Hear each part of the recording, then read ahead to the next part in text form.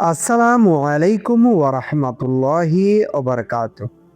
প্রিয় দিনী ভাই ও বোন, কখনো কি এমন হয়েছে রাতের নীরবতায় আপনি হাত তুলেছেন, চোখ ভিজে গেছে, কিন্তু মনে হয়েছে আল্লাহ কি আমার দোয়া শুনছেন? আপনি বারবার দোয়া করছেন, বারবার আশা করছেন, কিন্তু ফল যেন দেরি হচ্ছে। ঠিক এই মুহূর্তে অনেক মানুষ মনে করে হয়তো আমার দোয়া কবুল হচ্ছে না। কিন্তু সত্যটা হলো, আল্লাহ কখনো কোনো দোয়া অকারণে ফিরিয়ে দেন না। অনেক সময় দোয়া কবুল হওয়ার আগে আল্লাহ কিছু বিশেষ সংকেত বা আলামত পাঠান।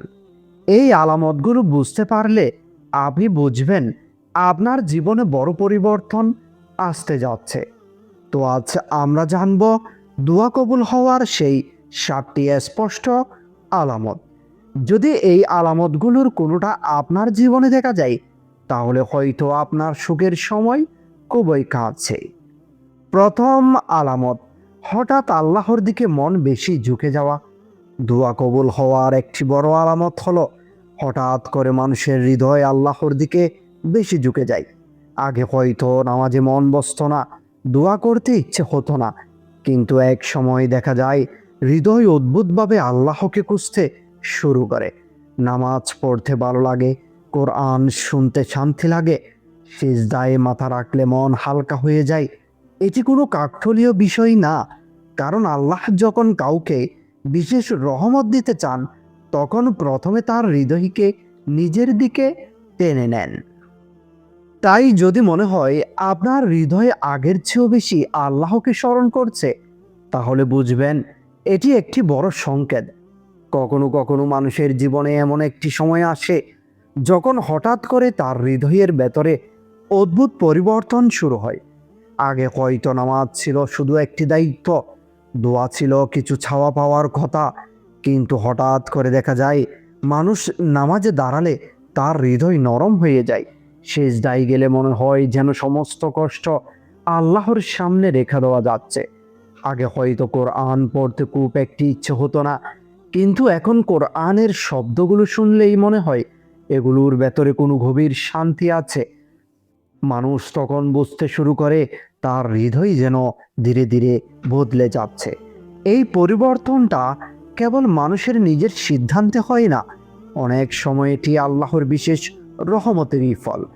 কারণ আল্লাহ যখন কারো জীবনে বড় কোনো সুখবর দিতে চান, তখন তিনি প্রথমে সেই মানুষের হৃদয়কে নিজের দিকে ফিরিয়ে দেন, যেন সেই বুঝতে পারে তার জীবনের আসল আশ্রয় কোথায়।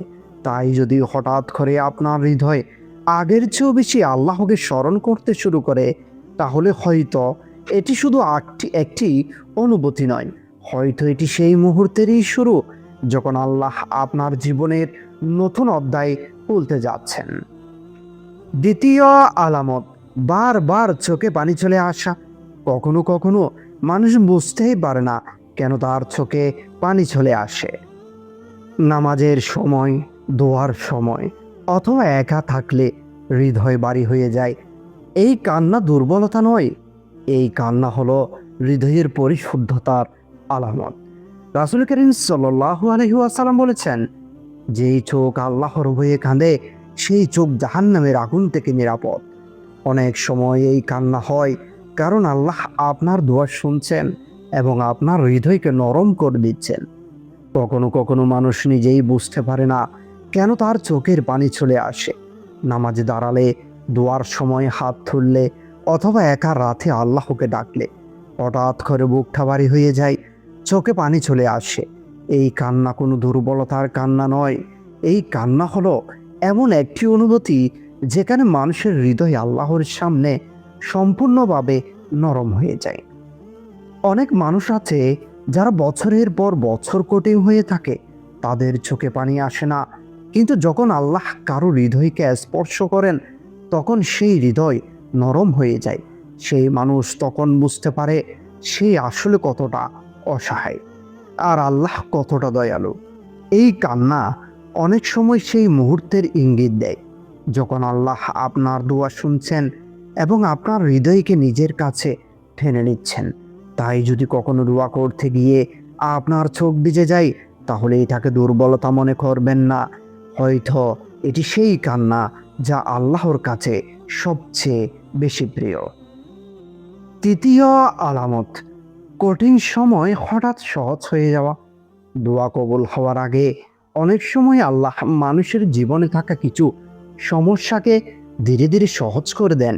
যেই সমস্যা আগে অসম্ভব মনে হতো, হঠাৎ করে সেই সমস্যার সমাধানের পথ খুলে যায়।